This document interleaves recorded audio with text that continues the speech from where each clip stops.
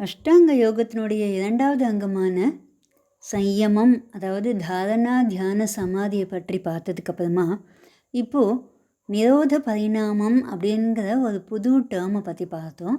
மனசில் இருக்கக்கூடிய 2 விதமான சம்ஸ்காரங்கள், அதாவது மனசனுடைய இயல்புன்னு சொல்லக்கூடிய அப்படியே சலனப்படக்கூடிய வியுத்தான சம்ஸ்காரம், அதை கட்டுப்படுத்தக்கூடிய நிரோத சம்ஸ்காரம்.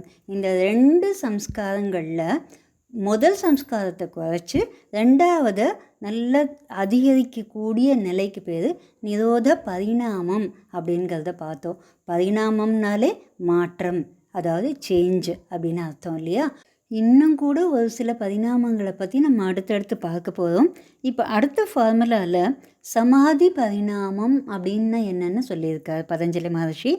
இந்த மனசு எப்போ பல விஷயங்களில் ஈடுபடுறதோ, அதாவது அதனுடைய ரீச் எவ்வளோ இருக்கோ அத்தனை விஷயங்கள்லையும் அது எங்கேஜ் ஆகும் இல்லையா? அந்த மாதிரி ஈடுபடக்கூடிய விஷயம் சர்வார்த்ததா அப்படின்னு பேர். அதே மனசை எதுலேயுமே ஈடுபடாமல் ஒரே விஷயத்தில் மட்டும் கான்சென்ட்ரேட் பண்ண வச்சோம்னாக்கா அதுக்கு பேர் ஏகாகிரதா அப்படின்னு பேர். இப்போ அதை பற்றி தான் சொல்கிறார் அடுத்த ஃபார்முலாவில். சர்வார்த்ததா ஏகாகிரதையோஹோ க்ஷயோதயோ சித்தஸ்ய சமாதி பரிணாமஹா அப்படிங்கிறது இந்த ஃபார்முலா. இது ரொம்ப சுலபமாகவே நம்மளுக்கு அர்த்தமாகும்.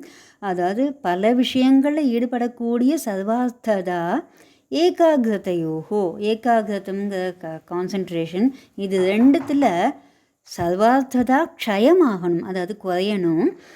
ஏகாகிரதம்னு சொல்லக்கூடிய கான்சன்ட்ரேஷன் உதயமாகணும், ரைஸ் ஆகணும். இது எங்கே சித்தத்துக்கு அது உண்டாகணும். எப்போ இந்த மனசில் அந்த பல விஷயங்களை ஈடுபடுறதுங்கிற விஷயம் குறைஞ்சு ஒரே விஷயத்தில் கான்சன்ட்ரேட் பண்ணுறதுங்கிற அந்த நிலை ரைஸ் ஆகிறதோ உதயமாகிறதோ அப்போ அதுக்கு பேர் சமாதி பரிணாமம்னு பேர்.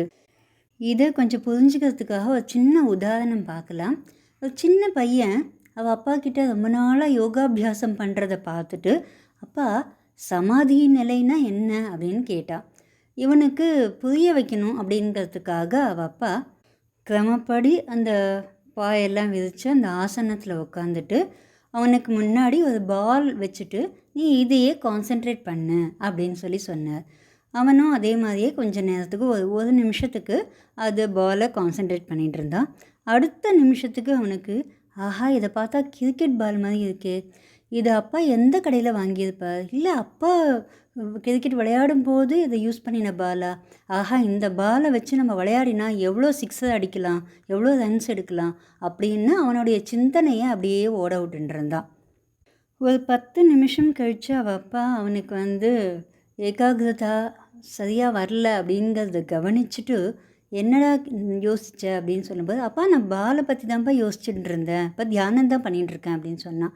அப்போ அவள் அப்பா விளக்கமாக கேட்கும்போது அதை பற்றின விஷயங்களை அவன் சொன்னான். அப்போ இதுக்கு பேர் ஏகாகிரதாங்கிறது கிடையாது. இப்போ அது பால் அப்படின்னா பால்ங்கிறத பற்றி மட்டும்தான் நீ நினைக்கணும். அதை பற்றின எக்ஸ்ட்ரா விஷயங்கள் எல்லாத்தையுமே நினைக்கும்போது ஒரு நிமிஷத்துக்கு நீ ஒன்று நினச்சா அடுத்த நிமிஷத்துக்கு அது வேறு விஷயமாக மாறி போய்டுறது. அது விளையாடுறது, அதுக்கப்புறமா அதை ரன் எடுக்கிறது, அதுக்கப்புறமா சிக்ஸர் எடுக்கிறது, இது எல்லாமே வேறு விஷயங்கள். அதனால் அந்த பிரத்யயம் அப்படின்னு சொல்லக்கூடிய விஷயம் ஆரம்பத்துலேருந்து கடைசி வரைக்கும் ஒரே விஷயமாக இருக்கணும். அதுக்கு பேர் தாண்டா கண்ணா சமாதி நிலைன்னு பேருன்னு சொன்னார்.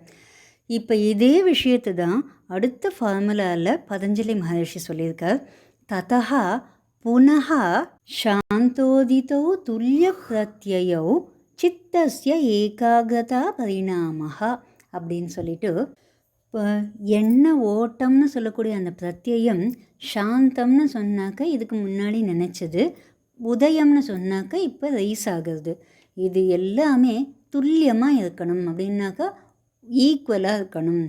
இதுக்கு முன்னாடி நிமிஷத்தில் என்ன நினச்சோமோ அதே விஷயம்தான் அடுத்த நிமிஷத்துலேயும் தொடர்ந்து இருக்கணும். அதுக்கு பேர் தான் ஏகாகிரதா பரிணாமம்னு பேர் அப்படின்னு பதஞ்சலி மகர்ஷி சொல்லியிருக்கார். இன்னும் ஒரு சில பரிணாமங்களை பற்றி அடுத்த பாகத்தில் நாம் பார்க்கலாம்.